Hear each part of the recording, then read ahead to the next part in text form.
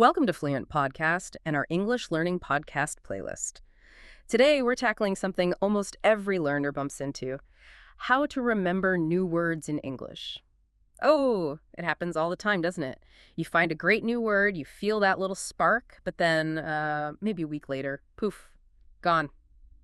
It often feels like we're just, collecting words in a bag somewhere in our minds, but they're not really sticking. They're not becoming part of how we actually speak. That's such a common feeling. And I think a lot of it comes down to how we think about learning words. We often treat it a bit like, like shopping. You go get your food words, put them in the cart, then you get your travel words. But like you said, they just sit in the bag. They don't really get unpacked and used. What we really need is a bit of a shift. Learning vocabulary isn't this straight line, this collection process. It's more of a circle, a journey. You discover words, then you practice them actively, and then crucially, you review them. Discover, practice, review. That cycle is really the key to making words stick for good. Discover, practice, review. I like that. It sounds much more active, more dynamic than just collecting. Makes sense. Eh. Okay, so let's start with that first part, discovering new words effectively. How do people usually find new words? Do you sort of actively look or just wait for them to pop up? You mentioned being a detective earlier. Yeah, being a word detective is a great way to think about it. The discover phase is really about meeting words in their natural environment. So that means, reading things, watching videos, listening to podcasts, authentic English stuff. And the absolutely vital thing here is context. Learning a word in context is how you get to know its personality. It's personality. That's an interesting way to put it. What do you mean by that? Well, think about it.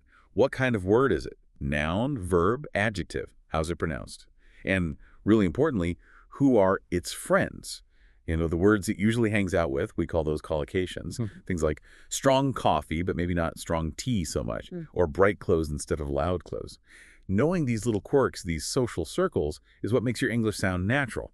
It's not just about the single word. Right, so our word detective isn't just looking at the word itself, but its whole neighborhood, who it associates with. But even the best detectives don't investigate every single clue, right?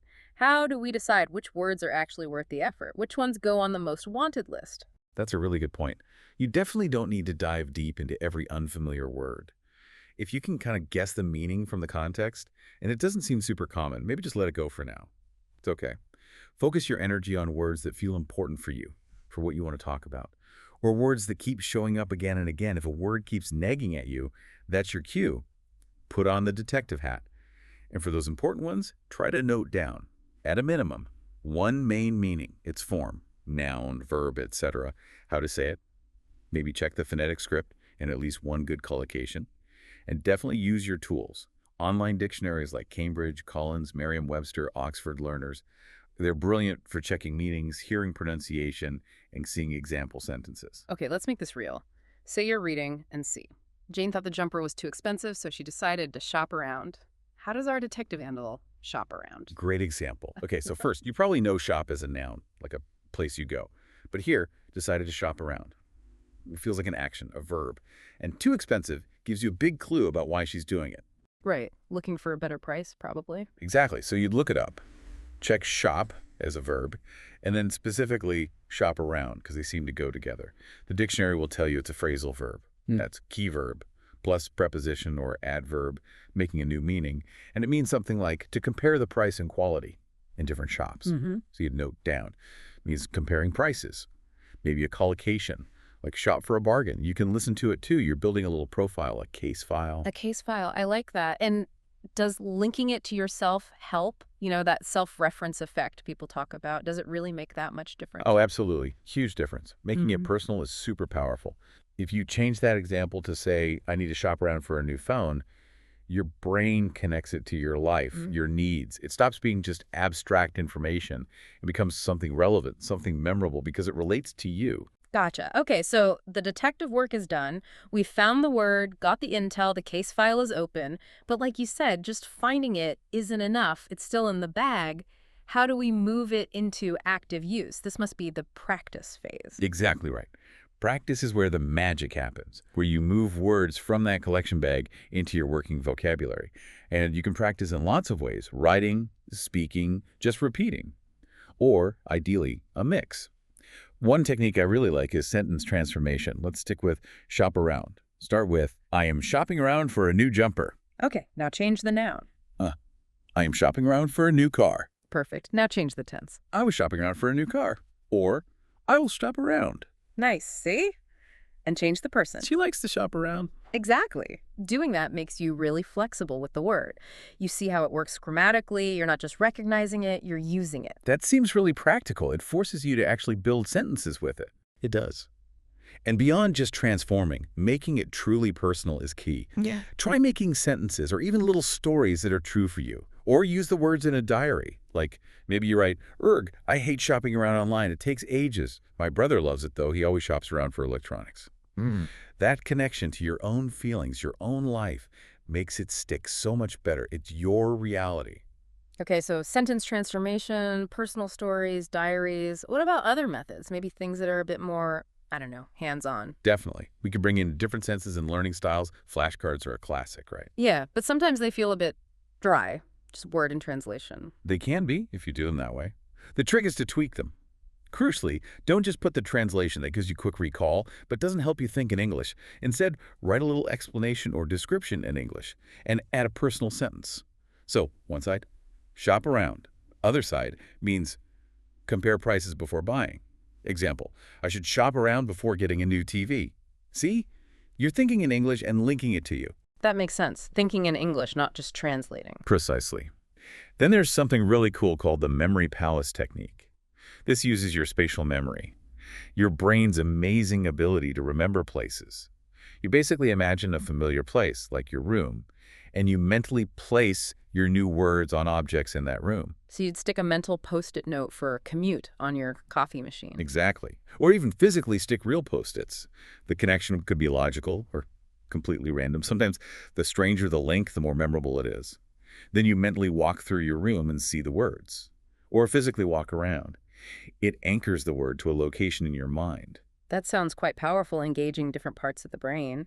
What about people who learn more by doing or hearing? Kinesthetic or auditory learners? Great question.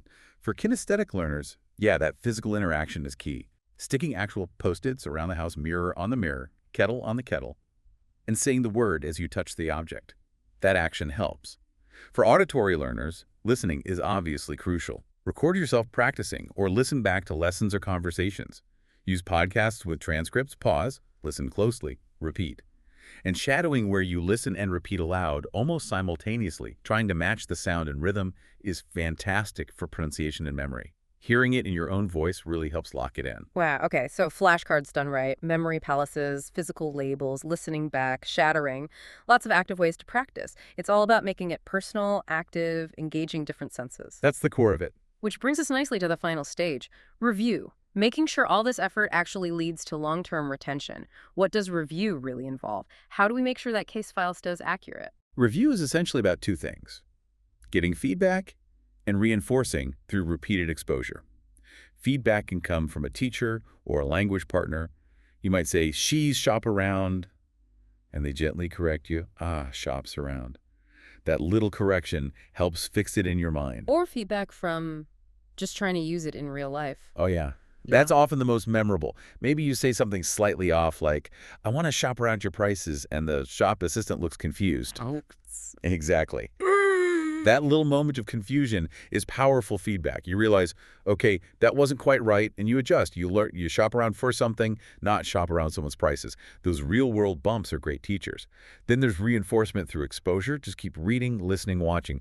Every time you encounter a word you've learned, especially if you consciously notice it, hey, there's shop around again. It strengthens the memory. You see it in a new context, learn more about its nuances. And isn't there a more structured way to review? That spaced repetition thing, I think I heard it called the 90-second method. It sounds almost too good to be true. It sounds quick, but it's based on solid science about how memory works. Our brains need spaced reminders to move things into long-term storage. The 90-second method is basically a schedule for that. Yeah. So for a list of words, you'd read them aloud maybe once or twice a day for the first week. It takes like 10 seconds. Okay. Then you take a week off, let yourself forget a bit, then read the list aloud maybe 3 times, another 10 seconds. Right. Then wait 2 more weeks and read aloud 3 times again, 10 more seconds. If you add it up, it's roughly 70 seconds the first week, 10 seconds after the break, 10 seconds 2 weeks later. About 90 seconds total. spread out. Okay. But doing that ensures you encounter the word maybe 7 to 9 times across those intervals. That spacing is the key. It tells your brain, hey, this is important, keep it.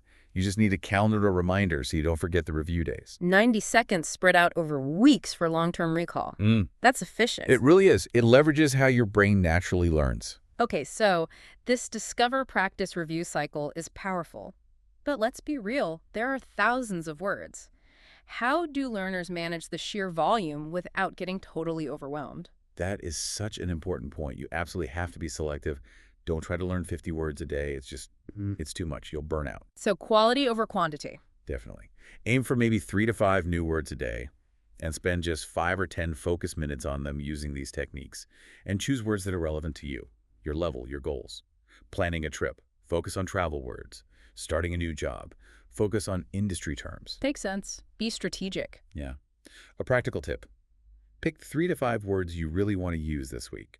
Write them on sticky notes, put them somewhere visible, your desk, your mirror. Then make a real effort to slip them into conversation, even if it's just practice talk with a tutor or a friend.